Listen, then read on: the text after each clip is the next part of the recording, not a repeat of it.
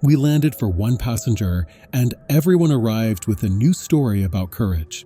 The cabin made its ordinary music, engine hush, ice clacking in plastic cups, a baby negotiating with gravity, right up until the tray table in 17D snapped back and a man folded into the aisle like sleep had turned to stone. 3 call lights lit at once. The seatbelt sign dinged. So did something inside my chest.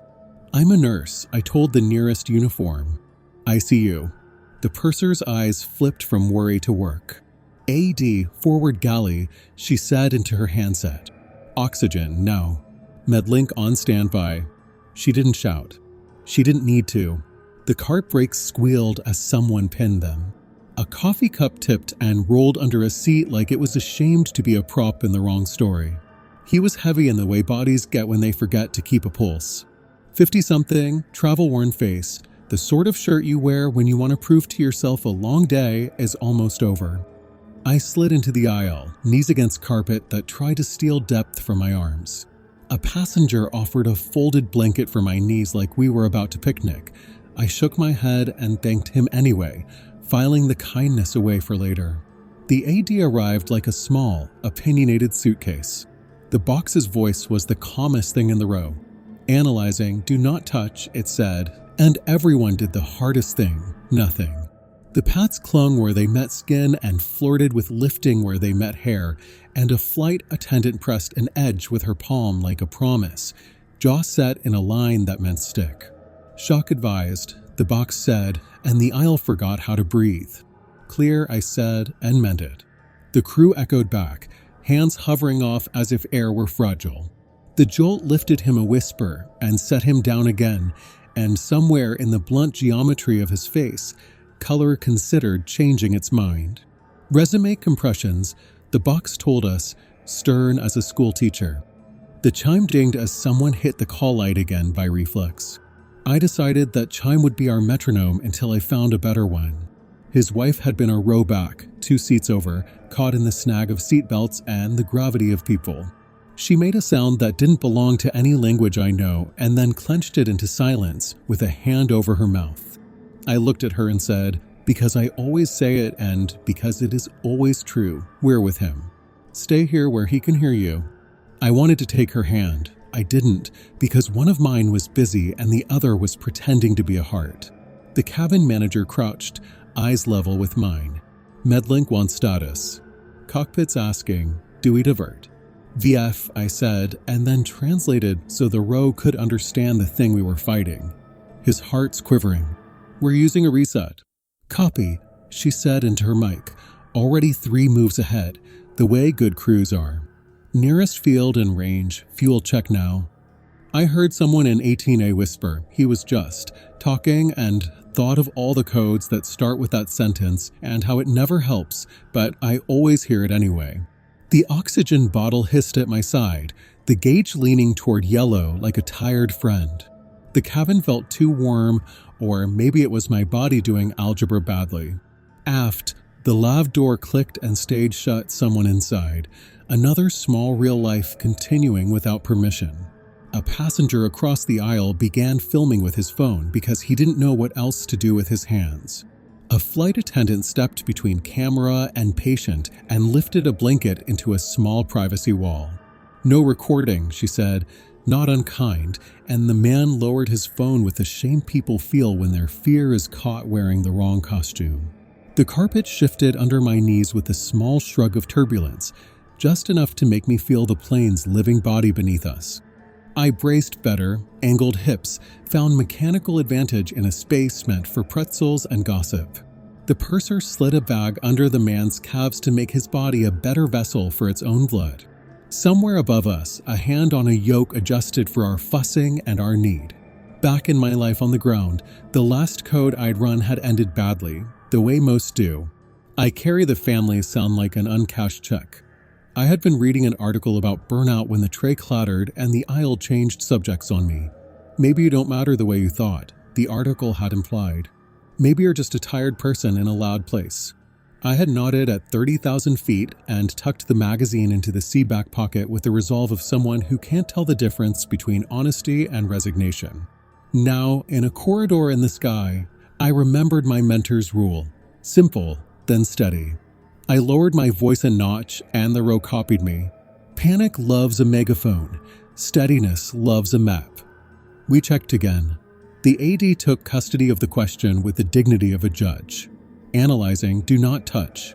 The box's flat certainty protected us from the worst kind of hope, the kind that makes you stop doing the thing that works because you want the next thing faster. Shock advised, it said again. There's a moral weight to deliberate electricity that never quite goes away, no matter how often you do it. Clear, I said, and the aisle lifted him a whisper and set him down again, and this time his color flirted with his cheeks, then thought better of it and left. Compressions, I said, and the chime obliged as if it had been briefed. The crew moved like they'd practiced in a classroom no one expects to use. In training, you shock a mannequin and read a prompt off a laminated card. In row 17, you shock a father or a stranger and read the air. The cockpit asked again for status, and the cabin manager gave them the bald poetry of code: arrest, shock delivered, CPR ongoing, Medlink live, probable diversion. In the headsets, Medlink walked her through a cadence I knew by muscle. One shock, immediate compressions, recheck when the box commands. No ad-libbing, no hero speeches, no time to decide if you're the person you thought you were. Is he gone? Someone asked, not the wife, someone who needed the aisle to tell them it was still safe to be in the sky. He's here, I said, because he was, because we were, because the thing beating under my fingers belonged to a person with a seat assignment and an itinerary, and we were all about to be on his schedule. We ran the corridor like a clinic. A junior flight attendant with a ribbon in her hair took a post at my shoulder and learned how to find a neck pulse without pressing so hard she erased it. The purser managed the row, speaking to the wife in a voice that could have anchored a ship. Another attendant minded the AD pad that insisted on curling up at the corner with every shimmy of the wing. She kept her palm on it, the way you keep your hand on a child's shoulder in a crowd. Saturation, the cabin manager asked, out of habit more than science, because the little clip on a finger in a cabin lit like a bar at midnight is as much talisman as number. Don't trust it, I said. Trust the face. His face was stubbornly gray. His chest moved because mine moved for it. The oxygen bottle made the kind of diminishing hiss that gives you seconds like coins. We checked again. Analyzing, do not touch, said the box that cared nothing for feelings. The crew were already mid-swap on the oxygen bottle, the neon green strap of the spare flopping like a tongue over the aisle. The seatbelt sign stayed on. So did we. Shock not advised, the box said, and for a heartbeat the whole row forgot the second part of that sentence, the part that mattered more than relief. Keep going. Rhythm, I said to the junior at my shoulder. Check. She touched the neck with a fingertip so careful I wanted to write her a letter of recommendation right there. Something, she whispered. Maybe. That word is the truest word in emergency medicine. Maybe as a place. We moved into it together. He had a pulse, then he didn't, then he did again, thin as paper. The AD screen offered what passed for organized activity in a language that machines speak when they're trying to be kind. The cabin chime dinged again like it was proud of us. Medlink's voice in the purser's ear was a lifeline strung across an ocean. Maintain airway, keep him warm, monitor mental status. The cockpit made a decision with our words. We divert. No one argued. One man in 19 seated his math out loud, missed connection, meeting in Tulsa, a rental car paid for and unoccupied, and the cabin manager told him the only sentence that belongs in the air at a moment like this: we will land where safety lives. Turbulence tickled the wings and introduced us to the idea of light chop. We did the trick you do when the room won't stop moving.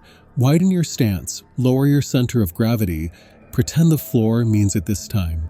The aft lab's lock stuck, and someone from 21 be-rattled it like dignity owed them a favor. A flight attendant pried it with a butter knife from a drawer full of things that work better than they look. The cabin applauded the way rooms do when they're grateful to be given a normal problem to fix for a second. The oxygen bottle's needle flirted with red. "Swap," the purser said, and the junior did a dance around 3 pairs of legs and a rolling pen and made a connection that clicked like a door closing on a storm. The hiss returned, friendly again. The wife said his name softly, more to anchor herself than to call him back. I don't believe in souls as much as I believe in habits that are older than language. Saying someone's name is one of them. We checked again, because that's what you do when you're tired of being wrong. Analyzing, "Do not touch," the metronome said. This time the cadence on the screen looked like a sentence instead of a scrambled word. "Shock not advised," the box repeated, and I put my fingertips where the life ought to be and found the smallest proof, a knot under skin that could have been mistake if the room had wanted to lie. It didn't. RSC is a tidy term for a messy miracle, return of spontaneous circulation, which is to say the heart remembers its job without being told. He had a version of it. Faint carotid, color that no longer insulted the lips it wore. His chest moving, not pretty, but independently. The cabin chime dinged, not for us this time, but as if to remind the plane it was still a plane. We didn't cheer. The wife let out a breath like a prayer slipping its shoes off. Someone behind me whispered, "Thank God," in a tone that didn't ask whether anyone else in row 18 agreed. I told the wife what I tell families when the numbers turn in our favor, but history hasn't made up its mind. He has a pulse, but he's fragile. We're not done. We're landing. The cockpit banked us toward a city I didn't know from this high. The sound of the engines changed the way voices do when they step through a doorway. The cabin lights shifted. The crew moved through their checklist with the dual sight line only flight attendants have: safety here, safety everywhere. The cabin manager made an announcement that managed to be both private and public. "Folks, we're diverting to get medical care for a customer. Please remain seated. The aisle is a clinic." A man at the back shouted that he needed to make his connection. A woman up front started to cry because flying awakens old ghosts. The junior with the ribbon squeezed my arm and found a smile that was small and fierce at the same time. "You're doing great," she said. I almost believed her. Rows around us took on assignments. 16B and 16C became supply runners, passing hand wipes and water like we were tending a picnic no one had planned. 18A held a privacy shield up with care, his earlier shame converted into service.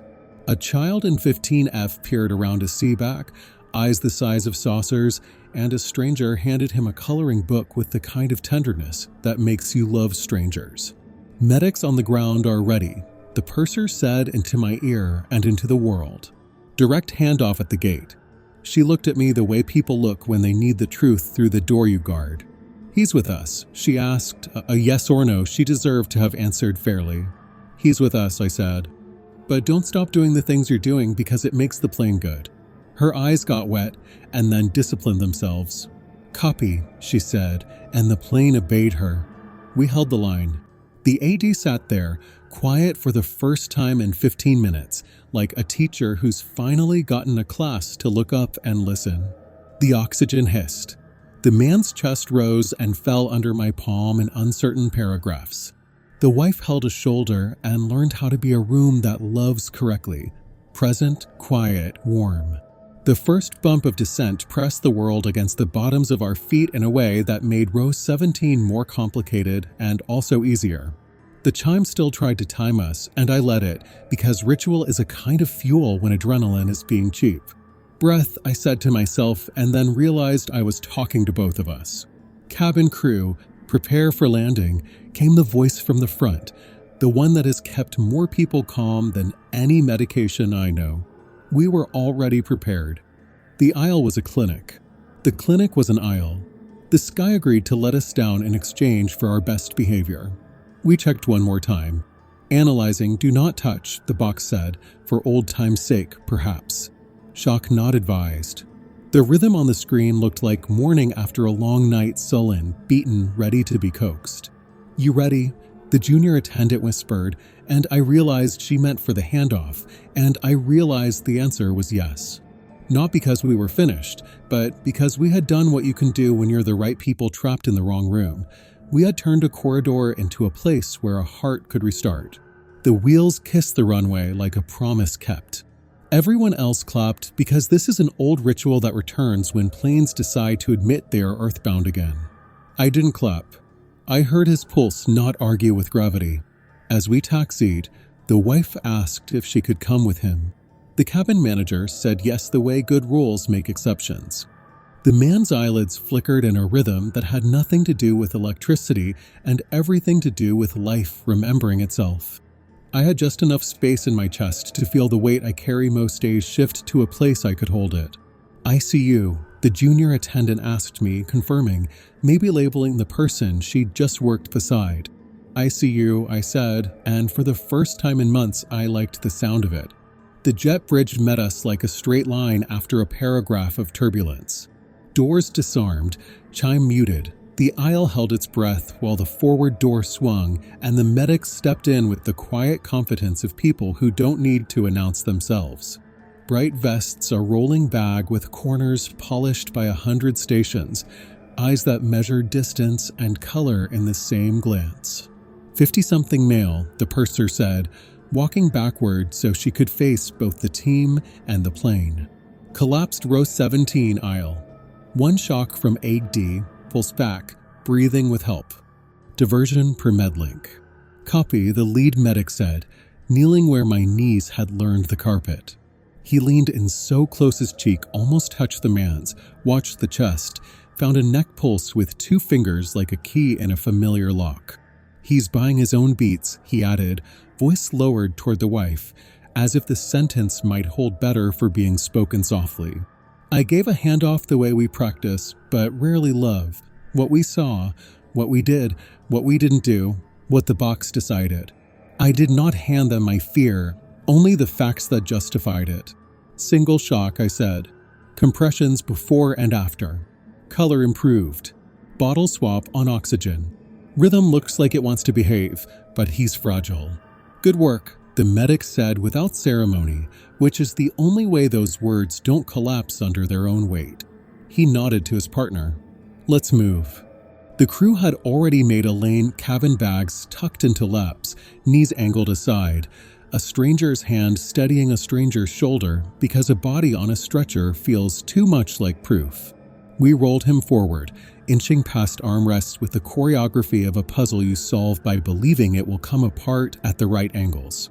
At the door, the wife hesitated, looked at the purser the way people look at gate agents when their life depends on something more precious than a connection. Come, the purser said, a hand briefly on her arm. We'll look after your things. The little courtesy of we will instead of someone will did more than an apology could have. On the jet bridge, the air smelled like rubber and rain hanging around the corners. The medic's pace quickened, will clatter picking up like a heartbeat finding its tempo again. I walked beside them until the line where badge access becomes myth, then stopped, thumb pressed into the strap of my carry-on as if it were a pulse. You riding along? The lead asked, a real question, not a test. I'm off duty, I said, and for the first time in months the words didn't feel like an apology. You've got him. He looked at me like men do who have carried enough bodies to recognize someone else's limit and honor it. He dipped his head and they vanished into the airport's bright arteries. Back on board, the cabin exhaled and pretended to inhale on account. The captain came out after the paperwork like a person who just needs to see weather with his own eyes. Thank you, he told the row first, because those faces needed it. Then the crew, then me, a late addition to the circle. He didn't make it heroic. He made it true. We taxied to a spare gate. A ground agent stepped on with a roll of forms and a practiced smile, carrying a script about connections and vouchers and the ribbon of logistics you use to tie a group back together after you've opened them like this. People ask the questions people ask. When do we go? Where is my bag? What will happen to my rental car? The purser answered as if each was the only one, because care is fractal, from a heart to a household to a cabin to a city. A man in 19C, the one who'd done his math out loud, stopped by my seat and looked almost ashamed of his earlier numbers. I didn't mean, he began. I know, I said. You meant your life still had to be lived. He nodded, grateful to be seen as human and not a headline, and went on living it, which is sometimes the bravest thing anyone manages. The airport medical bay was busier than a word like bay suggests, footsteps, printer burps, the dull peep of monitors trying to become music. The coffee from a machine tasted like victory anyway. I stood in the doorway with a visitor sticker peeling at the corner and watched the man from 17D become a patient with a chart and a wristband. A tech rubbed gel on a probe and pressed it into the soft space below his ribs. On a small screen, a gray field learned to be a rhythm. "He's squeezing," the clinician said, plain words I could breathe to. Someone printed a strip with tiny teeth marching across it and tapped the edge. "Looks like he's been walking around with a problem for a while," the doctor said, translating for the wife. "We'll get him where he needs to be." She asked if where he needs to be meant alive, and the doctor said yes in a way that refused any other interpretation. The man grimaced and did the most ordinary, beautiful thing rooms like this contain. He obeyed a simple command. "Can you squeeze my hand?" someone asked. He did. I watched the wife watch his fingers and love him in 10 directions at once. I stepped back so they could be a triangle without me: patient, partner, promise. The medics were already clicking a fresh cylinder into their cart because care is a relay and you don't carry a baton by accident. The purser found me near a wall that had never learned to sit down. She pressed a bottled water into my hand, another into her own, and clinked them lightly, a toast made of nothing and everything. "You all right?" she asked. "I will be," I said, surprised to find it true. The word from the article in my back pocket, the one trying to name my exhaustion like a diagnosis, felt smaller now, more grammatical than existential. Burnout is real. So is the antidote of a job that remembers why it exists. We debriefed on a plastic chair that remembered too many nights. We said the things you're supposed to say and meant them. What went well? What jammed? What we taped to the wall for next time? The AD pads had peeled at the corner, razors belong in the kit. The oxygen bottle had flirted with empty, stock higher capacity. The blanket privacy move had worked at a purpose-built screen. The chime is metronome? Keep it. We laughed at that like people who have found a superstition that happens to be useful. Also, the purser added, tilting her head toward the cabin as if privacy required permission, "We need a script for the filming thing." People panic into their phones. We can give them something else to do. We wrote it on a napkin and texted it to ourselves like a family recipe we'd pretend we invented. "If you want to help, be a wall. Hold the blanket. Hold the aisle. Don't hold your phone up like a fence between a person and their dignity." When I finally reboarded for the onward sector, row 17 looked like a stage after the actors had left and the crew had made it anonymous again. The seatbelt sign was dark. The chime, when it sounded, meant what it always means. Please sit, please listen, please be the part of the sky that behaves. Somewhere over a quilt of neighborhoods that did not know us, I slept. Not because I was done being afraid of failing again, but because fear finally agreed to share the armrest. There is a peculiar happiness to seeing a patient on purpose after you've seen them by accident. Weeks later, I crossed the ICU step-down threshold, and a man with a familiar browline waved a hospital bracelet at me like a flag. No aisle carpet, no ding, only blinds making stripes out of afternoon and the smell of brand new soap. He'd had a stent placed days after we landed. He walked laps with the stubbornness of someone who treated exercise like a rumor until his heart wrote him a letter. "I remember boarding," he said, and then a ceiling I didn't recognize. He smiled crookedly. "Apparently I owe a plane a fruit basket." "Make it 2, I said. "One for the loud box." His wife lifted a tote bag. Inside, a plastic container labeled blueberries in a hand that had discovered the exact right joke for this episode. "He's not allowed to forget," she said, in a tone that made the nurse in me cheer. He wanted the part of the story I could give, the version outside his skull. I gave him one he could carry without developing a superstition. The aisle became a clinic. Electricity was a kindness. Strangers were not strange when it mattered. He swallowed, nodded, then asked the question I love for how it holds both dirt and stars. "What do I do now?" "Live," I said. "Change some things. Keep the rest. Learn the names of the people who kept you. Keep some names for yourself. He wrote it down, and the fact of his pen made me more careful with my verbs. He asked if I'd been scared.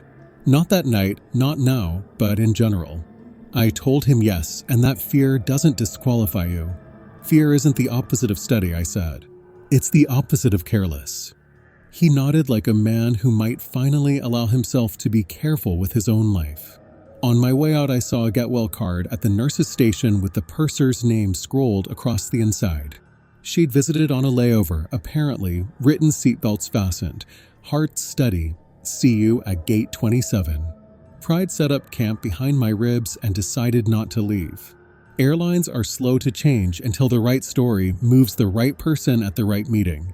A month later, a memo slid into inboxes like weather, bullet points that make my skeptical self roll its eyes and my hopeful self find a highlighter. Extra ADs, 1 per cabin section. A privacy screen folded into the emergency kit, the size of a sandwich, the shape of modesty. Metronome drills tied to the cabin chime so that ding means do in a way muscles can't forget. Larger oxygen cylinders to replace the flirtatious ones.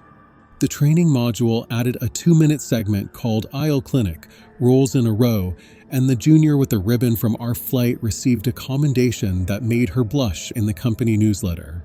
I kept working my shifts. Still tired the way anyone is when days run long, but less haunted by the idea that nothing I did mattered. At 3 a.m, when fluorescent lights make good worlds look delicate, I'd sometimes hear a ding in my head and remember a carpet under my knees and a stranger who became a patient because we decided he would. That same month, security edited their briefing card. Filming during medical emergencies may violate privacy. We'll ask for your help holding the aisle. Someone wrote the line exactly that way, kind, direct, and I allowed myself the smugness of knowing napkin ideas can become laminated.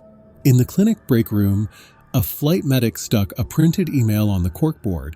RSC en route 482, thanks to crew of 79J.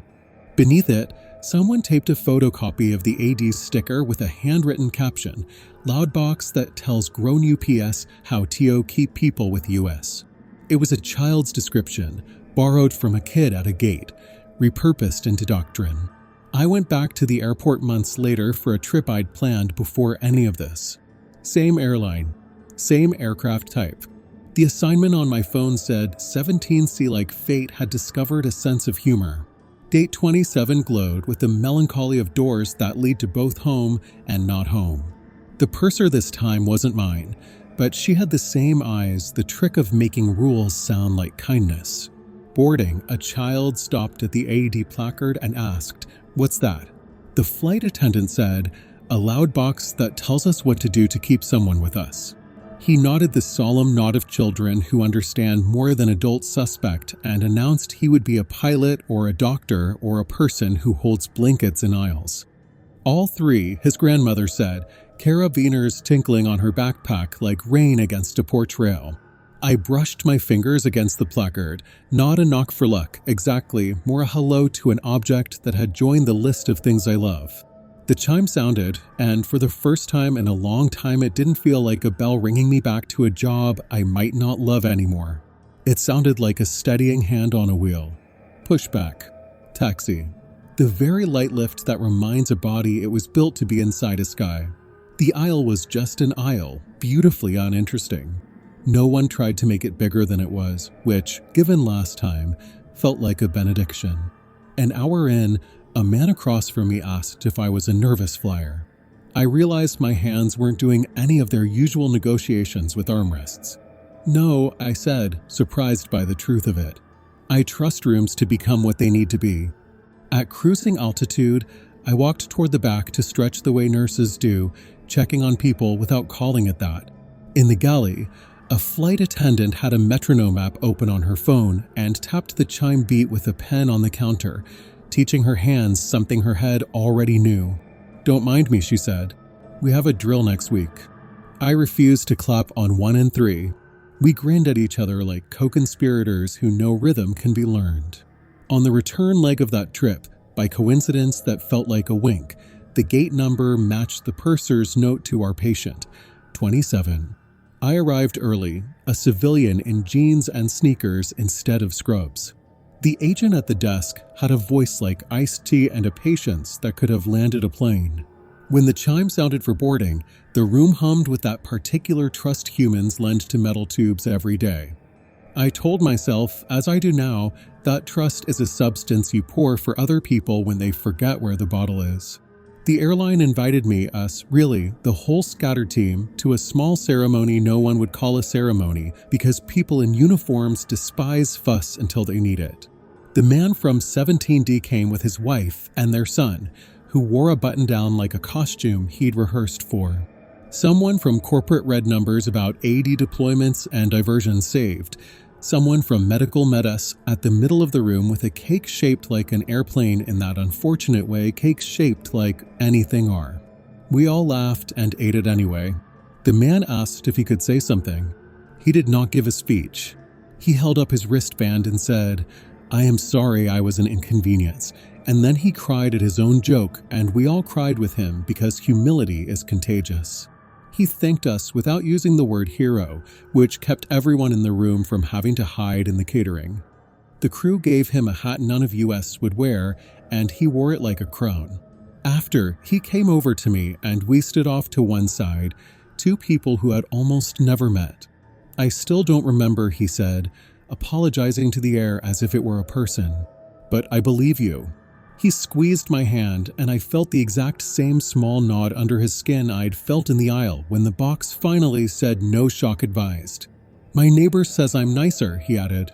"I'm not arguing."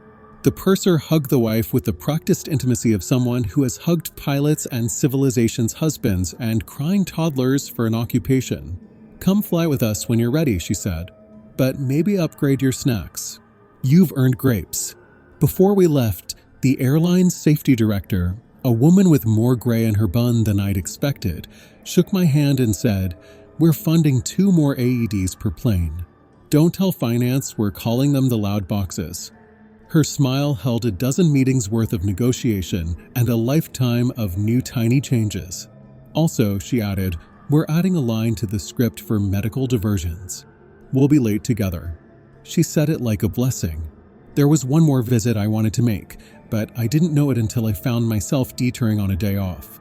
I drove to the airport and paid too much for parking and walked to the glass wall that looks down on the gates like a balcony over a stage. Planes nosed up to jet bridges. Luggage carts played chess with cones. A kid in a hoodie pressed his forehead to the glass in awe at something so ordinary he'd forget it by next week and remember it in 30 years when he needed to. I watched a board encoded in the 1,000 small gestures that add up to trust. A crew member knelt to tie a ribbon onto a child's backpack because the zipper pull had snapped and the ribbon would do. A man took a phone call and covered his other ear and laughed at something that must have been good news. A woman checked a stroller and kissed her baby's head twice, not because the first kiss hadn't taken, but because kisses do not come with accurate counters. The chime sounded for some other reason that had nothing to do with me. I felt the jolt anyway, and then the calm that followed. I stood there longer than made sense for a person with laundry at home and texts unreturned. I allowed myself to be someone who watches planes breathe. When I left, I walked past a training classroom with the door cracked open. Inside, an AD sat on a table beside a privacy screen folded into a triangle and a stack of blankets that would become walls. A whiteboard read aisle clinic, rolls in a row in dry erase pen, hearts drawn by someone who couldn't resist. A small speaker played a beat that could have been a pop song or a chime. A junior attendant I recognized from the newsletter, Ribbon Girl, stood at the front with a laser pointer and an authority she'd earned in a scarf and a storm. "You won't know you're ready until you are," she told the room. "Then you'll be." She looked up and saw me at the door and didn't break stride, only lifted the pointer a fraction in salute. I left before they needed volunteers, feeling unreasonably blessed by fluorescent light. On a late flight weeks after, a man in my row ordered tomato juice because people who don't drink tomato juice on the ground drink it in the air. I'll never understand it. The cabin made itself small and kind. The seatbelt sign lit and went dark as if practicing. A child's sneaker thumped a seat back and then stopped by itself. The woman across the aisle took out a paperback and turned a corner down not to save her place, but because she wanted the page to remember it had affected her. As we began our descent, the chime came again, ding, and, as if trained by a patient, the room did what it needed without anyone explaining why. I closed my eyes and saw a man's ears blush before his face caught up.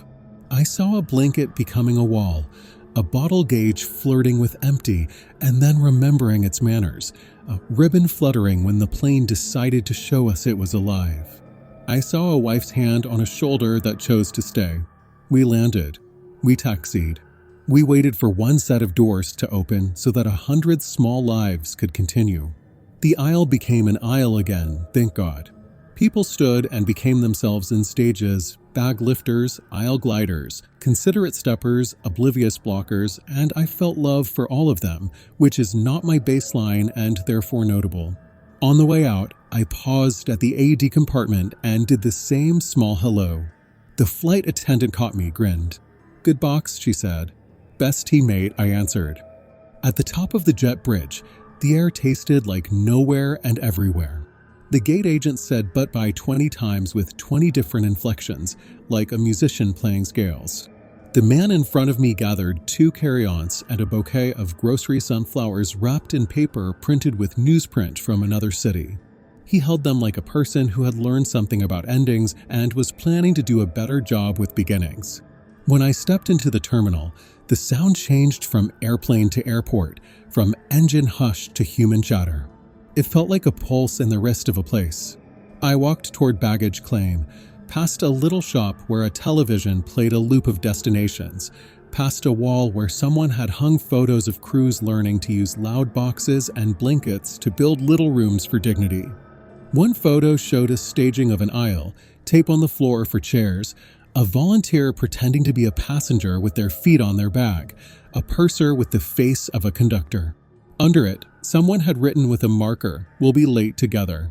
I stopped, laid my palm flat over those words as if heat could make ink more true, then let the crowd carry me. I don't know that I believe in redemption the way stories sell it. I believe in practice. I believe in small hands on big things and the willingness to let a corridor become a clinic, because the universe does not wait until you have permission to need you. I believe in dings that become metronomes. I believe in loud boxes that tell grown-ups how to keep people with us. I believe in aircraft that learn to breathe with a person again and the merciful chance, sometimes, to watch them keep breathing on their own. At home, I dug the magazine from the bottom of my bag, the one about burnout, the one that had tried to name my weariness, and slid it onto a shelf behind other things. Not because the word had stopped applying to me forever, because that night, that aisle, that family, that crew had given me a counterweight. The job still asks too much some days. The job still matters. The next morning, on my way into the unit, I passed our supply room and saw a stack of AED pads on the shelf where there used to be an echo. Someone had put a tiny sticky note on the box with a doodle of a heart and a chime. Ding. I stuck another note beside it. Do the next right thing. Then the next. It wasn't poetry. It was enough. There are corridors everywhere, waiting to be clinics. There are gates that will become rooms. There are people who will raise blankets like walls and people who will learn to turn dings into rhythm. There will be other passengers, other fields, other kitchens, other Mondays, other nights, and the loud box will clear its throat and remind the brave what they already know, analyzing, do not touch. Shock advised. Shock not advised. Continue compressions. All of it ordinary. All of it sacred inside its ordinariness. I am still the kind of tired that only good work makes. I am less the kind of tired that threatened to teach me not to care. Gate 27 will always be a place where a sentence was rewritten without anyone raising their voice. Row 17 will always be a reminder that you can make space bigger by what you're willing to do inside it. The chime means steady now. The seatbelt sign glows and I listen. The plane lifts and the world tilts and 100 stories balance on a line of sky. Somewhere, a man with a stent makes a sandwich and cuts it diagonally the way someone told him to when they wanted him to live longer. Somewhere, a wife watches the way his ears blush when he laughs and does not take it for granted. Somewhere, a junior flight attendant ties a ribbon in her hair and counts ding, ding, ding under her breath because rhythm is teachable. And here, right now, I am walking into a shift with coffee that will betray me by noon and shoes that will remember me by 4 and a pocket that holds a pen and one patient's name on a little square of paper. Ordinary places can become rooms where lives restart. The extraordinary is not a separate building. It's a door ajar off aisle 17.